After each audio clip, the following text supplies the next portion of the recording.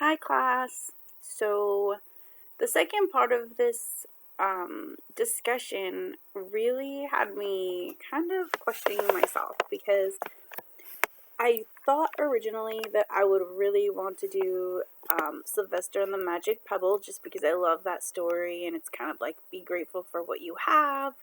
Um, However, after reading and watching the fantastic flying books of Mr. Morris, I feel like I'm gonna choose that one to talk about today. Um, I little side note, I guess, is I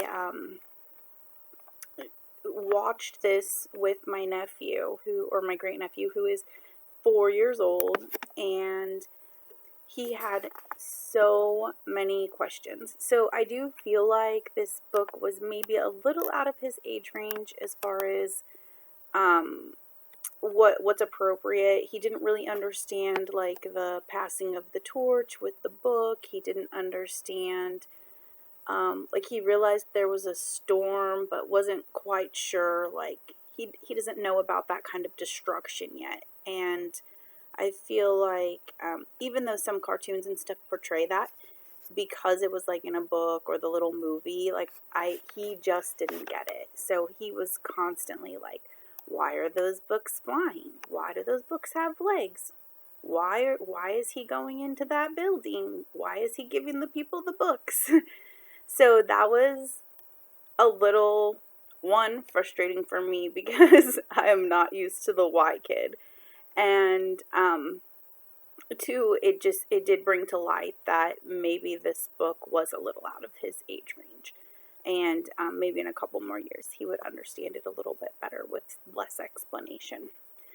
So going into number one, I believe that the illustrations and text work together to tell the story because this was kind of a sad story, actually.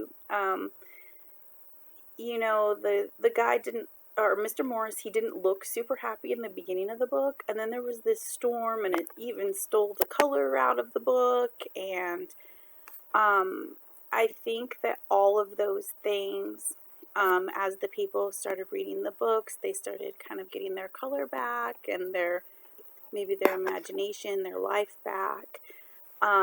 So I think that all of those things kind of helped the whimsy of the book, the like flying books, like the books were birds, how they kind of were a family. They worked together, like the comedies kept mixing in with the tragedies to balance things out. And I really feel like that's how life is. I am a pretty positive person, and I find myself, I really have to pay attention because I draw on people's like negativity. Like I suck it in and I just wear it. It's not that it turns me negative, I stay positive, but it wears me down. So sometimes I really have to just step back from some of my friends and be like, okay, you're a little bit toxic for me just because I wear your emotions so much and you're so dramatic about everything. So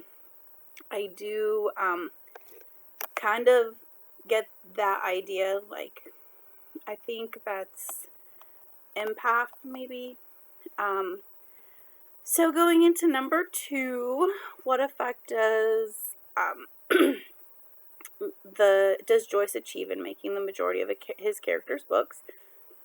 I feel like that, I guess I kind of answered that already. Like, it made it kind of whimsical. There was a book put into Mr. Morris's life for every reason. Like people come into your lives for certain reasons. They stay a certain amount of times, whether it's to help build you up or to teach you a lesson by hurting or something like that. Like, I feel like every person you come into contact with has some sort of effect on your life.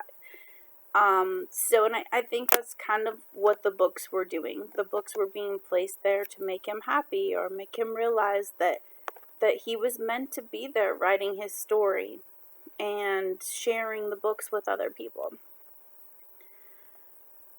I would have to say for number 3, I probably went over that in the very beginning.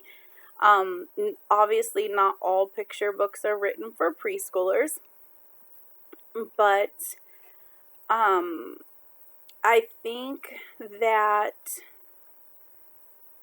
the appropriate age for this book, I don't know. Kids go through things at such different ages. I would say probably 9 or 10, they can kind of understand the concept of life and death and tragedy and dang, that's so hard. I would just say definitely much older than 4. So he had questions about everything. So that was obviously hard for him to understand. But I would just like to say I hope everyone has a great week. Thanks for listening and talk to you soon.